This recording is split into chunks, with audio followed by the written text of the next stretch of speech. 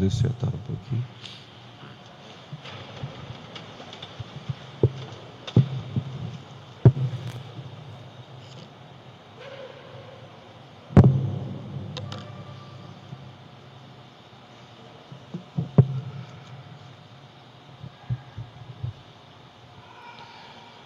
Já estamos chegando ao fim do ano litúrgico. Em breve teremos já o último domingo, depois de Pentecostes, e já iniciaremos o novo ano. E a igreja nos chama a refletir um pouco hoje a respeito da nossa realidade como filhos da igreja.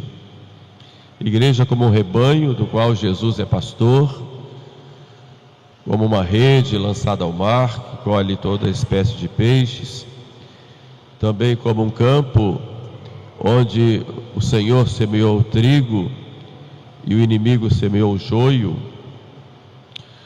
E é dentro desse contexto que hoje a igreja nos coloca as leituras para meditação.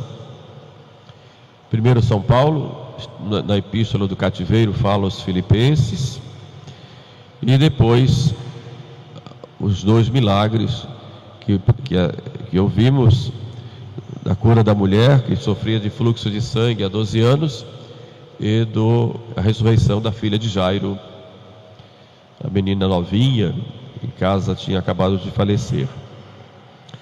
Vejamos o primeiro ponto, tratando da epístola. São Paulo chama a atenção para os filipenses e fala chorando para que não desse atenção, tivesse cuidado com aqueles que se comportam como inimigos da cruz de Cristo. Dentro do campo da igreja há santos e pecadores. Na verdade, nós fomos todos santificados pelo batismo e pelos sacramentos, e o pecado entra na nossa história para nos estorvar como uma pedra de tropeço para nós. O problema é que muitas vezes nós nos deixamos levar pelo pecado e nos tornamos não só inimigos de Deus, como também nós damos mau exemplo para os nossos irmãos. E São Paulo então começa chamando a atenção deles: tornai-vos meus imitadores e observai aqueles que agem como nós. A igreja tem muitos santos para serem nossos exemplos. A igreja até canoniza alguns deles, que nos mostram que suas virtudes vividas em grau heróico nos provam que é possível para nós sermos santos. Todos têm como exemplo o próprio Cristo, e é São Paulo que nos fala disso: sede meus imitadores como eu sou de Cristo, tende vós os mesmos sentimentos que teve Jesus Cristo, que sendo Deus tomou a forma de servo e fez-se obediente até a morte e morte de cruz. Então, ser imitador de Cristo é configurar-se a Ele na humildade, na obediência até a cruz. Por isso Deus o exaltou, completa São Paulo: mas sede meus imitadores. Sede imitadores de Cristo, imitadores dos santos. Mas como são esses falsos cristãos que estão no nosso meio? Primeiro, defendem doutrinas falsas, abusam da liberdade que Deus deu, arrastam numa vida cheia de vícios, fazem as pazes com o pecado e muitas vezes se ufanam deles, deixam de se levar pela vida sensual e têm, diz São Paulo, por Deus o próprio ventre. Gloriam-se daquelas coisas de que deveriam se envergonhar, e por isso são inimigos da cruz de Cristo. Muitos se dizem católicos, mas vivem como pagãos. E nós corremos esse risco também, se nos deixamos levar por falsas doutrinas ou falsas ideias, ou se nós nos deixamos levar pelos nossos vícios. Todo cristão deve ser um soldado. A crisma, o sacramento da crisma, nos tornou soldados de Cristo. E como soldados nós temos que lutar. Lutamos contra o demônio que nos tenta, que nos perturba, que tem ódio de nós, que tem inveja de nós. Lutamos contra o mundo que nos envolve de tal forma que, se nós nos deixarmos levar por ele, nós nos tornamos inimigos de Cristo. Lutamos também contra a nossa própria carne, ferida pelo pecado. E lutemos. Nunca desistamos da luta. Sejamos verdadeiros cristãos. São Paulo diz na epístola de hoje: conversatio vestra in celis est. A nossa conversação está nos céus, traduzindo assim ao pé da letra.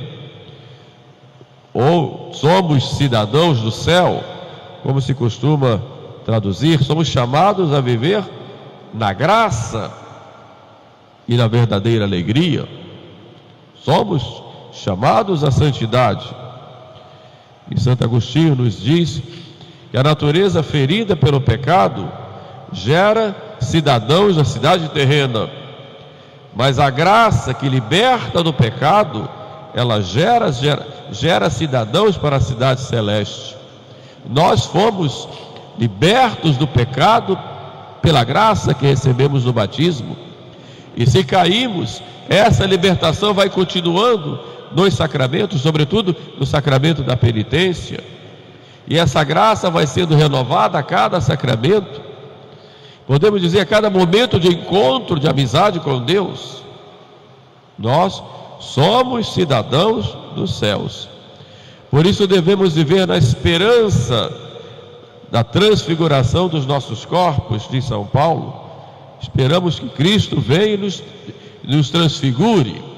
Então é preciso que este corpo mortal, essa carne ferida pelo pecado, ela se revista da transfiguração, ou seja, transfigurada, ela se revista da imortalidade. Isso Cristo fará.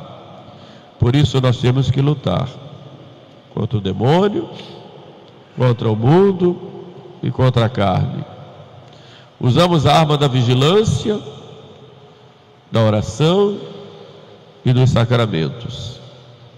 A vigilância para não nos expormos às ocasiões de pecado. Vigilância até para a nossa imaginação, vigilância para nós mesmos diante das nossas atitudes interiores, além da vigilância que devemos ter para nos colocarmos em situações em que a derrota será certa. Oração que nos alimenta nesta amizade com Deus. E por fim, os sacramentos, que são sinais sensíveis e claros da graça de Deus. Sejamos santos. Se não somos santos, não há nem razão de viver, porque fomos criados para isso. O Evangelho nos mostra aí um primeiro caminho para chegarmos a essa perfeição e essa santidade. Mas muitas vezes não seguimos esse caminho. Os dois milagres unidos, a cura daquela mulher que sofria de fluxo de sangue e a ressurreição da filha de Jairo, tem como chave de compreensão espiritual a fé. A fé que toca. Santo Agostinho nos diz que a fé é ter as mãos para tocar, ainda que os olhos não vejam. Então eu vejo pela luz da fé. Eu creio com os olhos da fé. Toco em Jesus com os olhos da fé. A fé que deve ser, em primeiro lugar, humilde. E aí a fé é sempre uma resposta nossa ao Deus que se revela e que vem a nós, que nos procura. A fé humilde que nos aproxima de Jesus, que nos leva a seu encontro. Quanto mais humildes te fizeres, diz o mesmo Santo Agostinho, tanto mais Deus se volta para ti. Deus não resiste um coração humilde. Quando nós nos abaixamos, reconhecemos nossa pequenez, de que não somos nada Deus não resiste e se volta para nós. Deus, diz o profeta rei Davi, Deus não despreza um coração contrito e humilhado. Ele se volta para nós. E aquela mulher, diz São João Crisóstomo, não foi o toque no manto que produziu o milagre, mas foi a fé que brotou do coração como resposta ao poder de Cristo. Então é preciso ter humildade. Essa é a primeira condição para nos configurarmos a nosso Senhor. E humilde, humilhou-se a si mesmo. Como disse no início, fez-se obediente até a morte. Mas essa fé deve ser também perseverante. Aquela mulher vai no meio da multidão, com coragem, mas perseverando. Imagina a multidão que ia envolvendo Jesus e ela, se ao menos eu tocar na orla da roupa dele, eu serei curada. E passa por um, passa por outro, muito envergonhada por causa da sua doença, estava sangrando, e o sangue tornava legalmente a pessoa impura, e ela, mas mesmo assim com coragem, vai driblando os obstáculos e chega lá. O mundo nos apresenta muitos obstáculos para a nossa fé. O mundo nos apresenta muitas barreiras para vivermos com o nosso Senhor. O mundo nos condiciona a pensamentos e atitudes e a comportamentos que nos afastam de Deus. Por isso temos que ter muito cuidado de perseverar, mesmo diante de um mundo pagão em que nós vivemos, de uma sociedade que já foi católica outrora e que abandonou a Deus, de uma sociedade que não valoriza mais a vida humana, não valoriza mais a família, não valoriza a pureza, não valoriza a modéstia, de uma sociedade que não valoriza mais a própria fé como entrega a Deus, uma sociedade que valoriza mais o prazer, que vale mais o poder a todo preço, que valoriza mais o dinheiro como seu Deus. E é nessa sociedade corrompida que nós vivemos, e muitas vezes essa corrupção entra até no nosso meio, esta sede desordenada de prazer, de poder e de dinheiro, e nós temos que driblar tudo isto para servir a Deus. É preciso ter uma fé perseverante e não nos deixarmos levar pelo mundo ou pela opinião das pessoas. Temos que ter consciência clara do que é servir a Deus e a igreja, porque se formos seguir a opinião dos outros, nunca vamos satisfazer ninguém, porque as pessoas vivem brigando o tempo todo, discutindo, cada um querendo impor sua opinião, muitas vezes buscando fundamentações que não fundamentam nada, mas só para garantir o seu ponto de vista. Nós vivemos hoje, inclusive dentro da igreja, a era do livre exame, que a igreja condenou em Lutero, mas todo mundo se acha teólogo, filósofo, todo mundo, e sua palavra é a última. E o mundo está assim, não só dentro da igreja, fora também. Cada um tem seu modo de crer, de viver, e quer impor isso aos outros. E se nós não temos uma linha clara, uma fidelidade a Deus, fidelidade à igreja, aquilo que a igreja sempre ensinou, e uma obediência clara à vontade de Deus expressa na igreja, nós vamos ficar perdidos, vamos para um lado e para o outro, e agora estou aqui, agora estou ali. Por isso é importante esta fidelidade. No meio de um mundo cheio de obstáculos e cheio de confusão, é preciso termos uma linha. E esta linha é a linha da igreja. Aquilo que a igreja sempre ensinou. Sempre ensinou. E que não muda. Por isso devemos perseverar. E a perseverança acontece a cada dia. Ninguém persevera assim de uma vez. É por hoje. Hoje eu vou perseverar. E aquela mulher nos dá esse exemplo. No meio de uma multidão que se esbarrava para um lado e para o outro, ela vai. E foi muito significativo que no meio daquela multidão, quantas pessoas certamente tocaram na veste de Jesus. Mas Jesus se dirige àquela mulher e diz: tem confiança, filha, tua fé te salvou, tua fé te curou. Porque muitos tocam em Cristo, mas não tocam. Tocam só exteriormente, mas não tocam em Cristo lá dentro do coração. E esse tocar em Cristo é pela fé.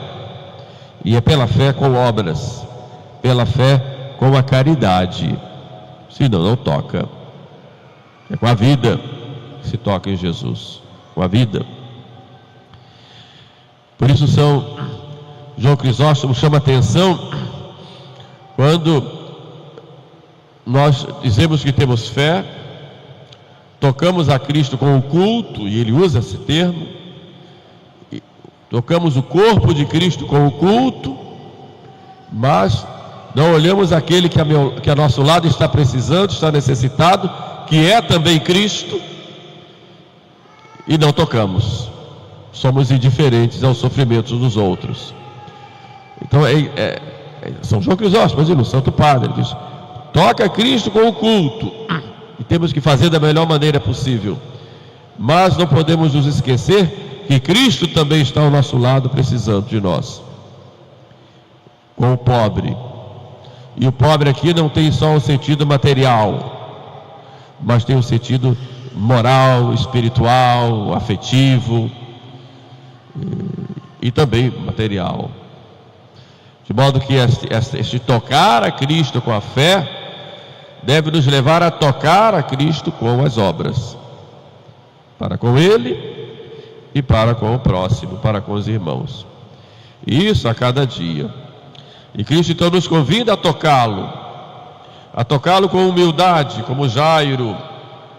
Minha filha acaba de morrer, e ele vai lá, e Jairo confia. Imagina a confiança desse homem: minha filha morreu. E Jesus diz: tenha fé. O outro evangelista, contando esse caso, diz: tenha fé, tudo é possível aquele que crê. E Jesus pega a menina e diz: Talita cumi, levanta. Ele nos convida a tocá-lo com humildade, com perseverança, mesmo nesse mundo paganizado. Vamos perseverar, não vamos desistir, vamos em frente, mesmo que nos empurrem para um lado, empurrem para o outro. Meu caminho é esse.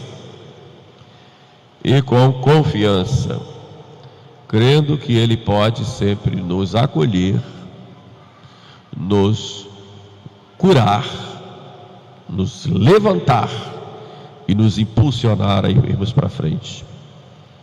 É assim que Jesus age. Ele não é infiel em suas promessas. E quando Ele nos chama, Ele é fiel e nos dá os meios para atendermos a esse chamado. E Ele nos chama a todos à santidade. E Ele continua chamando. Ele não é infiel, Ele não desiste de nós. Então vamos com coragem, com ânimo, com confiança, com entrega, mas vamos também com as nossas atitudes, muitas vezes difíceis de fazer, devido ao nosso comodismo, devido aos nossos medos, devido à nossa preguiça, à nossa sédia. Vamos nos levantar e vamos. Nosso Senhor está conosco. Pensamos na Santíssima Virgem Maria, que interceda por nós, que nos impulsione, nos leve nos braços. Estamos no coração de Jesus, vamos pelo coração de Maria. Indo a Maria, vamos a Jesus. E assim, com a proteção da nossa mãe, e com o seu afago, e com o seu envolvimento, nós vamos vencer. Tenhamos confiança. A fé vai sempre nos curar. Louvado seja nosso Senhor Jesus Cristo.